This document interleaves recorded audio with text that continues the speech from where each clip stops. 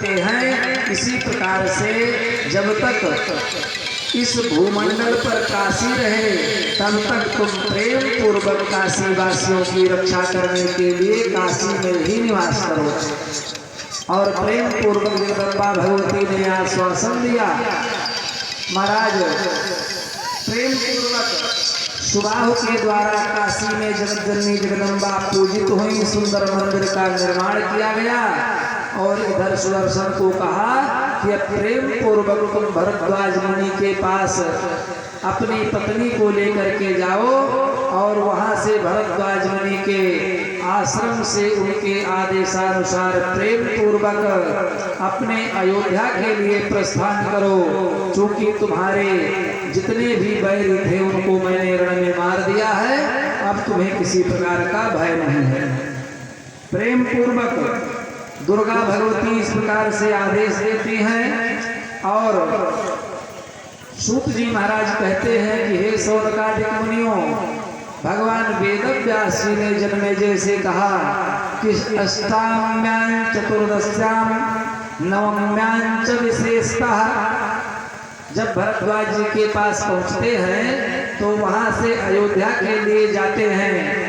महाराज सुदर्शन अपनी पत्नी को लेकर के और वहां पर पहुंच करके तमाम विद्वानों को बुला करके कि किस तिथि किस नक्षत्र किस समय पर भगवती की आराधना और स्थापना की जाए, तो ब्राह्मणों ने बताया, कहा कि अष्टमी, नवमी और चतुर्दशी भगवती की पूजा के लिए उपयुक्त होती है। और ऐसा माता ने कहा है कि मम पूजा प्रकर्तव्या बलिदान विधानतः। अष्टमी, नवमी और चतुर्दशी के दिन बलि इत्यादि के सहित, इस बलि का हिंसा से कोई मतलब नहीं है। इस बलि में ये नहीं कहा गया है कि बकरा और भेड़ काटा जाए, ऐसा शास्त्र में कहीं विदित नहीं है। कहा कि और भी तमाम प्रकार की बलियां हैं, भोजन को निकालना वो भी बलि होता है। काक बलि, स्वान बलि, पीपलिका बलि, देव बलि, इस प्रकार से बलि का विधान बताया है। और कहा इसी बलि के साथ अष्टमी को, नवमी को और चतुर्दशी को जो मेरी पूजा करेंगे उनको तमाम प्रकार से अन्य समयों में पूजन करने का फल प्राप्त होगा।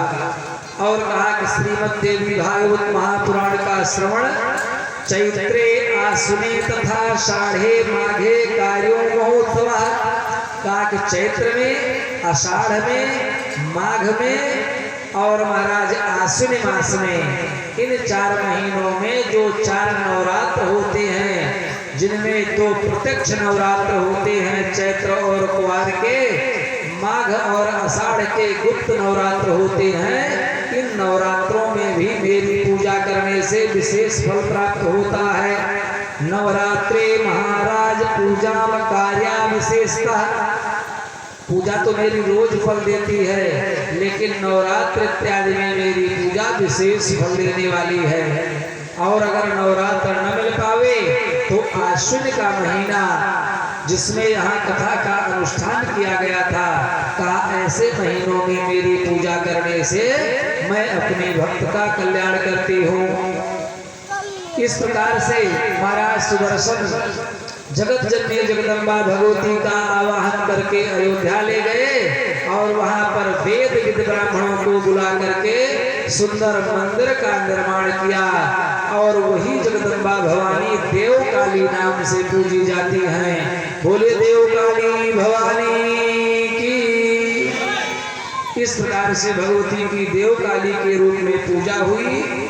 सुदर्शन अयोध्या को लाए जगदम्बा भगवती को, और राजा सुबाहु जो है वो काशी को लेकर के गए और प्रेम पूर्वक जो है श्री सुदर्शन काम बीज का स्मरण करते हुए पूरा जीवन व्यतीत किया।